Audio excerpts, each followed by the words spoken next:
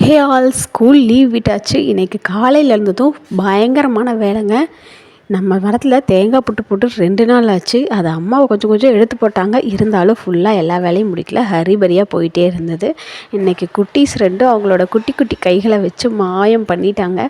வரக்காய் தனியாக, பச்சைக்காய் தனியாக அள்ளி அள்ளி கொண்டு போய் கொட்டினாங்க. கரெக்டாக செஞ்சாங்க. அதில் நான் கொஞ்சம் ஹெல்ப் பண்ணேன், அவ்வளோதாங்க. அந்த மட்டை பாலை இதெல்லாம் எடுத்து போட்டேன். அதுக்கப்புறம் காய் பொறுக்கி போடுறதெல்லாம் அவங்க 2 பேருமே முக்கால்வாசி முடிச்சிட்டாங்க. நம்ம காலையில் எழுந்த உடனே என்ன வேலை பார்க்குறோமோ அதை தான் நம்ம குழந்தைங்களும் பார்ப்பாங்க. நம்ம ஃபோன் பார்த்தா அவங்களும் ஃபோன் பார்ப்பாங்க, நம்ம டிவி பார்த்தா அவங்களும் டிவி பார்ப்பாங்க. நம்ம இந்த மாதிரி பீஸ்ஃபுல்லாக ஏதாவது தோட்ட வேலைகள் செஞ்சால் அவங்களும் செய்வாங்க.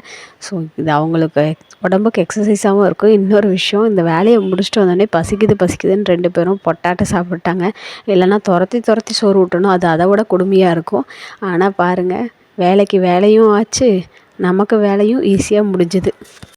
இன்னும் ஒரு வாரம் 10 நாளைக்கு சரியான வேலை இருக்குங்க. இந்த காய் எல்லாத்தையும் உரித்து உடச்சி பருப்பை வச்சு காய வச்சு கொண்டு போய் போடணும்.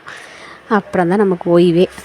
சின்ன வயசில் நானும் இதே மாதிரி தான் எங்கள் அப்பாவுக்கு ஹெல்ப் பண்ணுவேன். உங்களுக்கு இந்த மாதிரி அனுபவம் இருக்கான்னு மறக்காமல் கமெண்ட் பண்ணுங்கள்.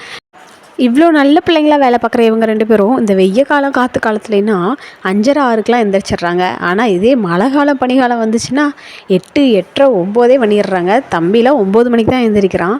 அதுலேயும் ஒருத்தங்க என்னை கேட்டாங்க, நீங்கள் ரொம்ப பேம்பர் பண்ணி குழந்தைய வளர்க்குறீங்கன்னு. அந்த வேர்டு எனக்கு அடிக்கடி உள்ளே வந்து போயிட்டே இருக்கும்.